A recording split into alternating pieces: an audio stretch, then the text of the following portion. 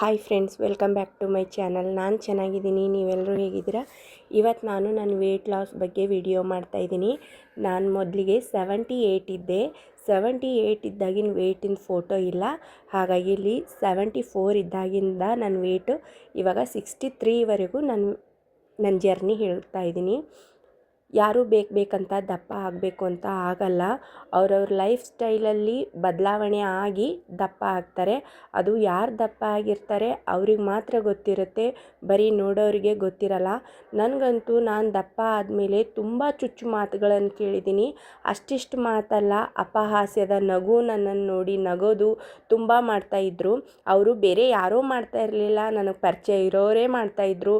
ನನಗೆ ಪರಿಚಯ ಇಲ್ಲದೆ ಇರೋರು, ಯಾರೋ ದೂರದವರು ಮಾಡ್ತಾ ಇರಲಿಲ್ಲ. ನಮ್ಗೆ ಬೇಕಾದವರು, ನನ್ನ ಹತ್ರ ಓಡಾಡೋರು ಅವರೇ ನನ್ನನ್ನು ತುಂಬ ಚುಚ್ಚಿ ಮಾತಾಡೋದು. ಯಾವ ಥರ ಅಂತಂದರೆ, ಅಯ್ಯೋ ಇಷ್ಟು ಜನದಲ್ಲಿ ನೋಡು ನೀನೇ ದಪ್ಪ ಕಾಣಿಸ್ತಾ ಇದೆಯಾ ಅಂತ ಅನ್ನೋದು. ಅಂದರೆ ನಾವು ಒಂದು ಗ್ರೂಪ್ ಕಟ್ಕೊಂಡು ಒಂತಲ್ಲಿ ನಿಂತ್ಕೊಂಡ್ರೆ ನೀನೇ ದಪ್ಪ ಇದೆಯಾ, ನಾವೆಲ್ಲ ಸಣ್ಣಕ್ಕಿದ್ದೀವಿ, ನೀನು ಒಬ್ಬಳೇ ದಪ್ಪ ಇದೆಯಾ ಅಂತ ನನಗೆ ಅವ್ರಿಗೆ ತಿರುಗಿಸಿ ಮಾತಾಡೋಕ್ಕೆ ಬರ್ತಾಯಿತ್ತು.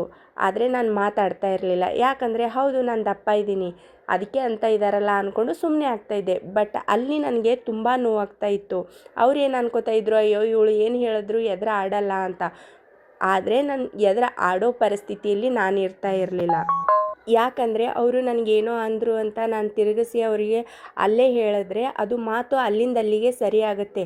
ಆದರೆ ಅವ್ರು ಏನೇ ಹೇಳಿದ್ರು ನಾನು ಸುಮ್ಮನೆ ಬಂದುಬಿಟ್ಟು ಅವ್ರು ಏನು ಹೇಳಿದ್ದಾರೋ ಅದನ್ನು ನಾನು ತೋರಿಸಿ, ಅವ್ರು ದಪ್ಪ ಇದ್ದಾರೆ ಅಂತ ಅಂದಿದ್ದಾರಲ್ವ, ಸ್ವಲ್ಪ ದಿನ ಲೇಟ್ ಆದರೂ ಪರವಾಗಿಲ್ಲ ಅಂತ ನಾನು ತೆಳ್ಳಗಾದಮೇಲೆ ಅವ್ರಿಗೇನು ಅಂದೇನೆ ಅವ್ರ ಮುಂದೆ, ಅವ್ರ ಕಣ್ಣು ಮುಂದೆ ನಾನು ಓಡಾಡ್ತಾ ಇದ್ದರೆ ಅವ್ರು ಆಡಿರೋ ಮಾತು ಅವರಿಗೆ ಚುಚ್ಚುತ್ತೆ.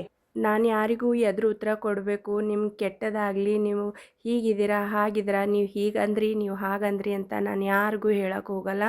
ನಿಮ್ಮ ಧರ್ಮ, ನಿಮ್ಮ ಕರ್ಮ, ನೀವು ಮಾಡಿರೋದು ನೀವು ಅನುಭವಿಸ್ತೀರಾ. ಆದರೆ ಆ ಸಮಯದಲ್ಲಿ 4 ಜನ ಇದ್ದಾಗ ನನಗೆ ಮರ್ಯಾದೆ ತೆಗೆದು ದಪ್ಪ ಇದೆಯಾ ಅಂತಂದಾಗ ಅಪಹಾಸ್ಯ ನಕ್ಕಾಗ ನನಗೂ ತುಂಬ ಬೇಜಾರಾಗ್ತಾ ಇತ್ತು. ನಾನು ಮನುಷ್ಯಳೇ, ನನ್ನ ಕಣ್ಣಲ್ಲೂ ನೀರು ಬರ್ತಾಯಿತ್ತು. ಆದರೆ ನಾನು ವೀಕ್ ಇದ್ದೀನಿ, ನನಗೆ ನೋವು ಆಗ್ತಾಯಿದೆ ಅಂತ ನಿಮ್ಮ ಮುಂದೆ ತೋರಿಸ್ಬಾರ್ದು ಅನ್ನೋ ಒಂದೇ ಕಾರಣಕ್ಕೆ ನಾನು ಸುಮ್ಮನೆ ಆಗ್ತಾಯಿದ್ದೆ.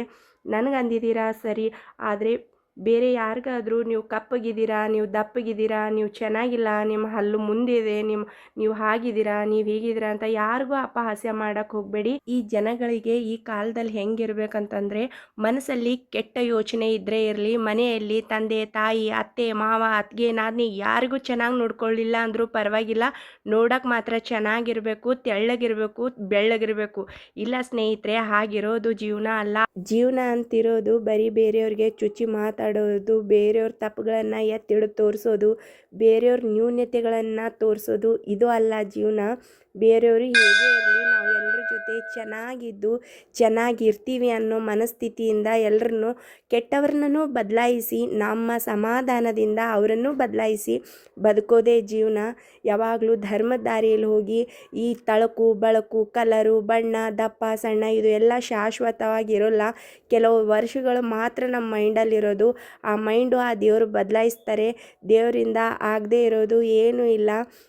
ಮನುಷ್ಯ ಬದಲಾಗ್ಬೋದು, ಆದರೆ ಆ ದೇವರು ಬದಲಾಗಲ್ಲ. ದೇವರು ಎಲ್ಲ ಒಂದು ಕಡೆ ಕಣ್ಣಿಟ್ಟಿರ್ತಾನೆ, ಯಾರು ಹೇಗೆ ಏನಾಗ್ತಾಯಿದೆ, ಯಾರು ಕಣ್ಣೀರು ಹಾಕ್ತಾ ಇದ್ದಾರೆ, ಯಾರು ಕಣ್ಣೀರು ಹಾಕಿಸ್ತಾ ಇದ್ದಾರೆ ಅಂತ. ಇವಾಗಲಾದರೂ ಬೇರೆಯವರಿಗೆ ಚುಚ್ಚಿ ಮಾತಾಡೋದನ್ನು ಬಿಟ್ಟು ಬದಲಾಗಿ ನಮ್ಮ ನಾಲ್ಗೆ ಚೆನ್ನಾಗಿದ್ದರೆ ಎಲ್ಲರೂ ಚೆನ್ನಾಗಿರ್ತಾರೆ.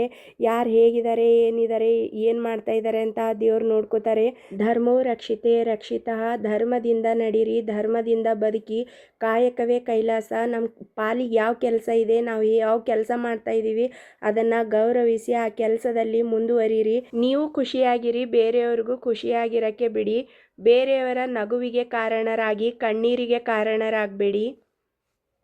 ನಿಮ್ಮ ಒಂದು ಅಪಹಾಸ್ಯದ ನಗು ಮತ್ತು ನಿಮ್ಮ ಒಂದು ಚುಚ್ಚು ಮಾತಿಂದ ಬೇರೆಯವರು ತುಂಬ ಕಣ್ಣೀರು ಹಾಕಿರ್ತಾರೆ, ನಿಮಗೆ ಗೊತ್ತಾಗಿರಲ್ಲ. ಇನ್ಮೇಲಾದರೂ ಚುಚ್ಚಿ ಮಾತಾಡೋದು, ಅಪಹಾಸ್ಯದ ನಗು ಬಿಟ್ಟು ಬಿಡಿ.